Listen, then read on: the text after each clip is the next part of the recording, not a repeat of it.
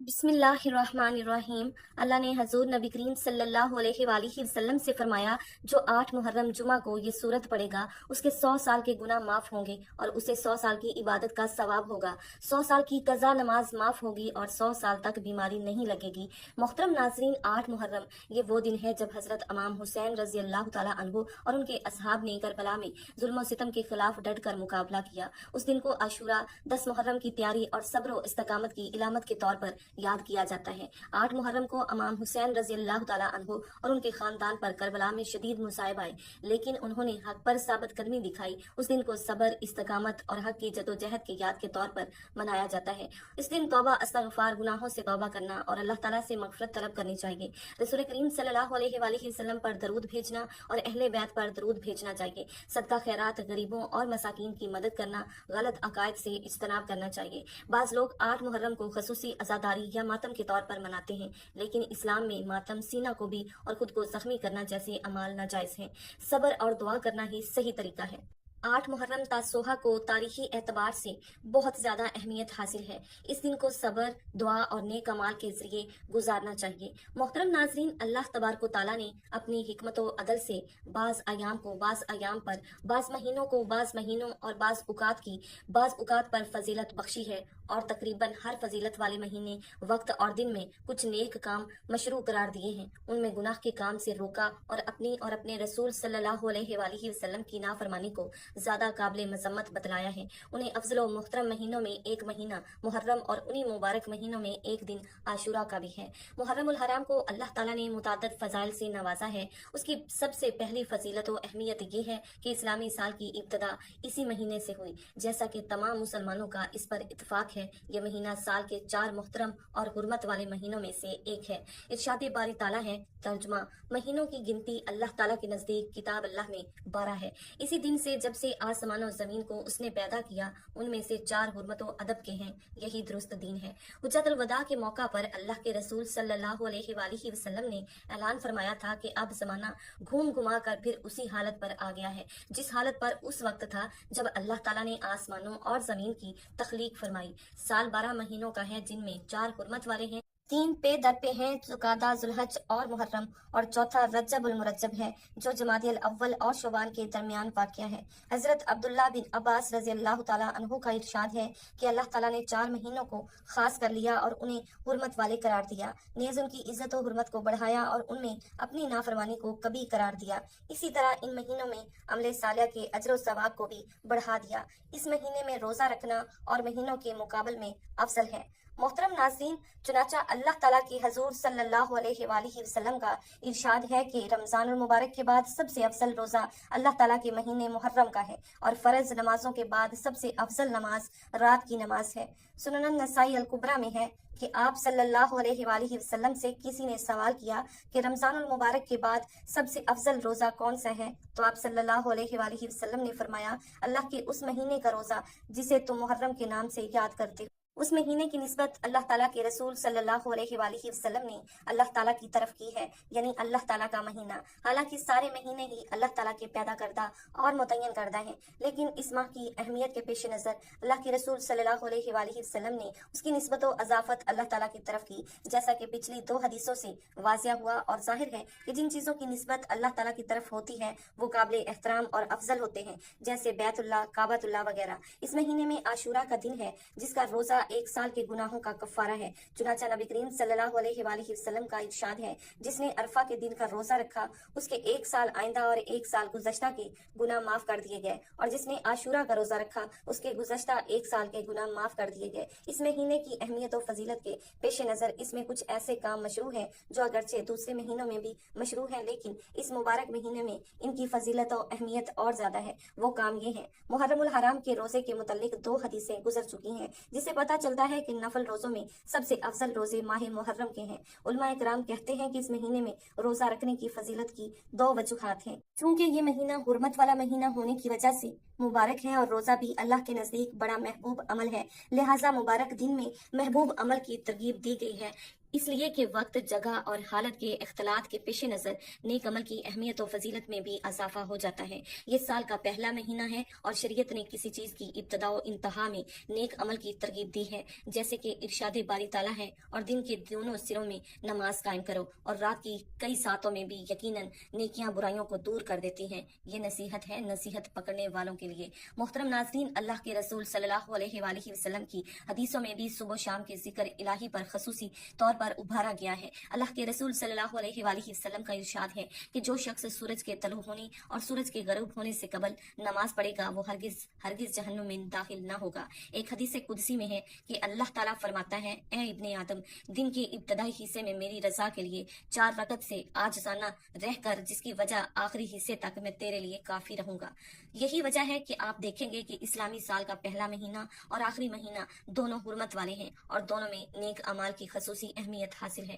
اس مبارک مہینے کا دوسرا خصوصی عمل یہ ہے کہ بندے کو چاہیے کہ عبادت کے کاموں اور دیگر نیک کاموں میں دلچسپی لے اور گناہ کے کام سے خصوصی طور پر پرہیز کرے، جیسا کہ ارشاد باری تعالیٰ ہے۔ ترجمہ: ان مہینوں میں، حرمت والے مہینوں میں تم لوگ اپنے اوپر ظلم نہ کرو۔ اس جملے کی تفسیر کرتے ہوئے امام ابن کثیر رحمۃ اللہ علیہ لکھتے ہیں کہ یعنی قتال کر کے یا گناہ کا کام کر کے اپنے اوپر ظلم نہ کرو، کیونکہ ان مہینوں میں گناہ کرنا اور مہینوں کے مقابلے میں بہت زیادہ برا ہے۔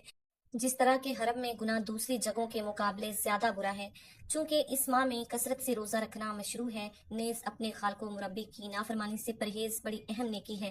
لہٰذا اگر کوئی بندہ مومن ان دونوں کاموں کے ساتھ ساتھ اپنے رب کے حضور سچی توبہ کرتا ہے تو قوی امید ہے کہ اللہ تعالیٰ اس کی توبہ قبول فرمائے گا۔ اس سلسلے میں مسند احمد میں ایک حدیث مروی ہے جسے امام ترمذی اور حافظ منذی رحمۃ اللہ علیہ وغیرہ حسن قرار دیتے ہیں۔ چنانچہ حضرت علی رضی اللہ تعالیٰ عنہ سے کسی شخص نے سوال کیا کہ رمضان المبارک کے بعد وہ کون سا مہینہ ہے جس میں روزہ رکھنے کا ہمیں آپ مشورہ دیتے ہیں؟ حضرت علی رضی اللہ تعالیٰ عنہ نے اس سے فرمایا، ایک دن میں اللہ کے رسول صلی اللہ علیہ وآلہ وسلم کے پاس بیٹھا ہوا تھا کہ ایک شخص نے آپ صلی اللہ علیہ وآلہ وسلم سے یہی سوال کیا۔ آپ صلی اللہ علیہ وآلہ وسلم نے جواب میں ارشاد فرمایا، اگر تم رمضان المبارک کے بعد کسی مہینے کا روزہ رکھنا چاہتے ہو تو ماہ محرم کا روزہ رکھو، کیونکہ وہ اللہ تعالیٰ کا مہینہ ہے۔ اس مہینے میں اللہ تعالیٰ نے ایک قوم کی توبہ قبول کی ہے اور دوسری قوموں کی بھی توبہ قبول فرمائے گا۔ محترم ناظرین، اگر آپ چاہتے ہیں کہ آپ کو 100 سال کی عبادت کا ثواب ملے، 100 سال کے گناہ معاف ہوں اور 100 سال کی قضا نماز معاف ہو اور 100 سال تک بیمار نہ ہو، تو آپ نے 8 محرم جمعہ کے دن یہ عمل لازمی کرنا ہے۔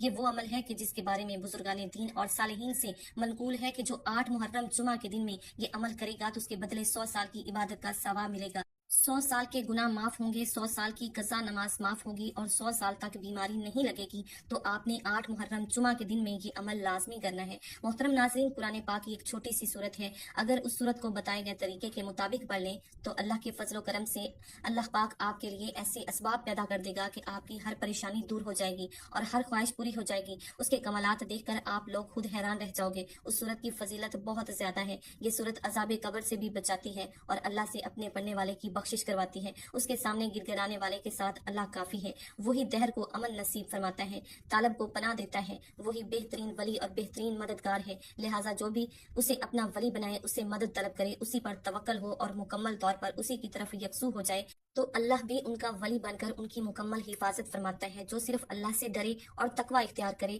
اسے ہر دہشت و ڈر سے امن فراہم کرتا ہے اور اس کی ضرورت کے مطابق ہر مفید چیز مہیا کرتا ہے۔ ناظرین، ایسا بھی دیکھا گیا ہے کہ یہ جو مجرب وظیفہ آپ کو بتانے لگی ہوں، جس کو یہ وظیفہ بتایا گیا تو فوری طور پر ان کی غیب سے مدد ہوئی۔ اللہ پاک کی ذات پر یقین کرتے ہوئے آپ نے یہ وظیفہ پڑھ لینا ہے۔ جب آپ کے سامنے یہ ویڈیو آ جائے تو یہ وظیفہ آپ لوگ لازمی کیجیے گا۔ اپنے مشکل دنوں میں، اپنی پریشانی کے دنوں میں اس وظیفے کو لازمی پڑھیے گا۔ بڑی سے بڑی مرادیں ہوں، بیماریاں ہوں، دکھ ہوں، تکالیفیں ہوں، پریشانی ہو، رزق بند ہو چکا ہو، تو یہ وظیفہ آپ لوگ ایک مرتبہ کر کے ضرور دیکھیے گا۔ ہر پریشانی سے آپ کو انشاءاللہ فوری چھٹکارا مل جائے گا۔ بے حد آسان سا وظیفہ ہے۔ اپنی حاجتوں کو، اپنی پریشانیوں کو، جو آپ کے مسئلے ہیں ان کی نیت کیجیے گا۔ دل میں یہ نیت رکھیے گا کہ میں فلاں مقصد کے لیے، فلاں حاجت کے لیے یہ وظیفہ پڑھ رہا ہوں یا پڑھ رہی ہوں، میری یہ حاجت پوری ہو جائے۔ پھر آپ لوگ یہ وظیفہ کر لیجیے گا۔ اس وظیفے کو آپ لوگ عشاء کی نماز کے بعد کر سکتے ہیں۔ جب آپ کے سامنے یہ ویڈیو آ جائے، آپ ویڈیو مکمل دیکھ لیں، وظیفے کو سمجھ لیں کہ کس طریقے سے کرنا ہے، تو اسی رات کو پڑھنا شروع کر دیں۔ سستی نہ کریں، سستی کریں گے تو آپ لوگوں کا ہی نقصان ہوگا۔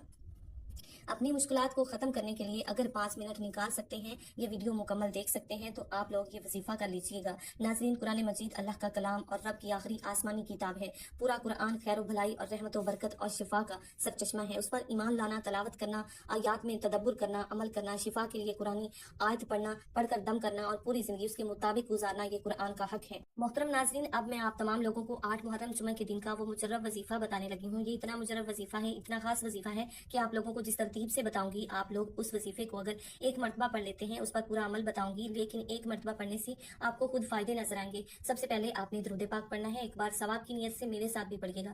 بسم اللہ الرحمن الرحیم، اللہم صلی علی محمد وعلی آل محمد کما صلیت علی ابراہیم وعلی آل ابراہیم انک حمید مجید، اللہم بارک علی محمد وعلی آل محمد کما بارکت علی ابراہیم وعلی آل ابراہیم انک حمید مجید۔ درود پاک پڑھنے کے بعد ایک تسبیح آپ نے پہلے کلمے کی پڑھنی ہے، لا الہ الا اللہ محمد رسول اللہ، یہ آپ نے 100 مرتبہ پڑھنا ہے۔ اس کے بعد 7 مرتبہ سورہ ملک پڑھنی ہے۔ یہ وہ عمل ہے کہ جس کو کرنے سے نہ صرف آپ کو عبادت کا ثواب ملے گا، بلکہ آپ کی دلی مراد پوری ہوگی۔ آپ جو مانگیں گے آپ کو ملے گا۔ آپ کے گھر میں انشاءاللہ اللہ پاک خیر لائے گا، برکتیں لائے گا، پورا سال آپ کا اللہ پاک کی رحمتوں و برکتوں میں گزرے گا انشاءاللہ۔ تو آپ اس عمل کو لازمی کریں، اسے شیئر کریں، تو اس وظیفے کو خود بھی کر لینا، اس وظیفے کو تمام دوستوں کے ساتھ شیئر بھی کر دینا۔ کئی دفعہ زندگی میں ایسے حالات پیدا ہو جاتے ہیں، ایسے مراحل آ جاتے ہیں کہ انسان کہتا ہے کہ میں تھک چکا ہوں، کہ حالات نے مجھے چاروں طرف سے گھیر لیا ہے۔ تو میں کہتی ہوں کہ کبھی بھی اللہ تعالیٰ کی رحمت سے نا امید نہ ہو۔ اللہ پاک وہاں سے وسیلہ بناتا ہے جہاں سے انسان سوچ بھی نہیں سکتا، اور ہمارے پاس چاہے کچھ ہے یا کچھ نہیں ہے، ہمارے کوئی اعمال ہیں یا نہیں ہے، لیکن ہمارے پاس جو سب سے بڑی طاقت ہے وہ ہے دعا کی طاقت۔ دعا کی طاقت، دعاؤں کا رنگ نہیں ہوتا، مگر جب یہ دعائیں رنگ لاتی ہیں تو زندگی میں جو انسان بالکل مایوس ہو چکے ہوتے ہیں ان کی زندگی میں رنگ بھر جاتے ہیں۔ انسان اپنی محبت میں خدا کی محبت کے علاوہ خدا سے سب کچھ مانگتا ہے۔ عام طور پر مل جانے کی صورت میں انسان گمراہ ہونے کے خدشات سے دوچار رہتا ہے، اور نہ ملنے پر یا دیر سے ملنے کی مسئلت کو سمجھنے اور جانے بغیر ہی مایوسی کا شکار بھی ہو جاتا ہے۔ اپنی ضرورت کے مطابق نہیں بلکہ اس کے رتبے کے حساب سے مانگا جاتا ہے، اور رتبے کو جاننے کے لیے ہم ہرگز جد و جہد نہیں کرتے۔ اس کے رتبے کا ادراک دعا کی قبولیت کو جلا بخشتا ہے۔ تو اللہ تعالیٰ پر بھروسہ کیا کرے، بے شک اللہ توکل والوں سے محبت کرتا ہے اور اسے ایسی جگہ سے رزق عطا فرماتا ہے جہاں سے اس کا گمان بھی نہیں ہوتا۔ جو شخص اللہ تعالیٰ پر توکل کرتا ہے وہ اللہ تو اللہ ہے، اللہ ہی اسے کافی ہے۔ محترم ناظرین، تمام بہنیں جو ویڈیوز دیکھتی ہیں وہ بھی یہ وظیفہ پڑھ لیں، اور میرے بھائی جو وہ بھی وظیفہ پڑھ لیں، بزرگ بھی وظیفہ پڑھ لیں، تمام لوگ، میری مائیں بہنیں بزرگ بھائی دوست احباب سب یہ وظیفہ پڑھ لیں۔ ہاتھ پہ ہاتھ رکھ کر بالکل نہ بیٹھیں۔ یہ وظیفہ، یہ عمل جو بتانے لگی ہوں، اس کو کسی بھی وقت پڑھ لیں، نہ وقت کی کوئی پابندی ہے اور نہ ہی جگہ کی کوئی قید ہے۔ آپ جہاں کہیں بھی ہو آپ یہ وظیفہ پڑھنا شروع کر دیجئے، لیکن یہ وظیفہ آپ گھر میں بھی پڑھ لیں، دکان میں پڑھ لیں، جہاں موجود ہوں وہاں بیٹھ کر یہ وظیفہ پڑھ لیں۔ ناظرین، یہ قرآن پاک کی وہ صورت ہے جو اپنے پڑھنے والے کے حق میں اللہ تعالیٰ سے جھگڑتی ہے، اللہ سے سفارش کرتی ہے، جب تک کہ اس بندے کی حاجت کو پورا نہ کروا دے، اس کی بخشش نہ کروا دے، تو یہ اپنی جگہ سے نہیں ہلتی۔ تو محرم کی 8 تاریخ کو آپ یہ وظیفہ لازمی پڑھیں۔ جو یہ صورت پڑھتا ہے اللہ پاک اس کی جائز حاجات کو پورا کر دیتے ہیں، اس کی دعاؤں کو قبول فرماتے ہیں، اس کی زندگی سے پریشانیوں کو دور کر دیتے ہیں۔ اس صورت کی برکت سے اس کے گھر میں رزق میں خوب فراوانی ہوتی ہے، دنیا میں بھی اسے پڑھنے کے فائدے ملتے ہیں، اور مرنے کے بعد یہ صورت اسے عذاب قبر سے نجات دیتی ہے، فرشتوں کے سامنے کھڑی ہو جاتی ہے، اس بندے کے لیے لڑتی ہے، جھگڑتی ہے، پھر اللہ کے حضور پیش ہو کر اس کی بخشش کروا دیتی ہے۔ تو یہ صورت بندوں کی دوست ہے، جو اس کو پڑھے گا، اس سے دوستی کرے گا، تو یہ دنیا اور آخرت میں پورا اس بندے کا ساتھ دے گی۔ اس کو آپ لازمی پڑھیں، اس صورت کو اپنی زندگی کا حصہ بنا لیں، انشاءاللہ تعالیٰ دونوں جہانوں میں اللہ پاک آسانیاں فرمائیں گے، آپ کو خوشیاں دیں گے۔ ناظرین، اس عمل کی بہت زیادہ برکت ہے، آپ لوگ اس عمل کو محرم کی ہر رات کر سکتے ہیں، لیکن اس وظیفے کے لیے ایک ہی شرط ہے کہ باوضو حالت میں یہ وظیفہ کرنا ہے۔ یہ وظیفہ آپ کی قسمت کو چمکا دے گا، آپ کی مشکل کو ختم کر دے گا، اور رزق کے ایسے وسائل پیدا ہوں گے کہ آپ نے سوچا بھی نہیں ہوگا۔ اس صورت کے پڑھنے سے اس کے 100 سال کے گناہ معاف ہوں گے، 100 سال کی عبادت کا ثواب ملے گا، 100 سال کی قضا نماز معاف ہوگی، 100 سال تک بیماری نہیں لگے گی۔ میری اللہ پاک سے دعا ہے کہ اے میرے اللہ پاک، اے میرے غفور الرحیم اللہ، ہم سب کی مشکلات کو ختم فرما دے، آمین۔ اللہ تعالیٰ ہمیں اس مہینے کی برکتوں سے فیض یاب فرمائے، آمین۔ میری اللہ پاک سے دعا ہے کہ اے میرے اللہ پاک، اے میرے غفور الرحیم اللہ، ہم سب کی مشکلات کو ختم فرما دے۔ اللہ تعالیٰ ہمیں اس مہینے کی برکتوں سے فیض یاب فرمائے، آمین ثم آمین۔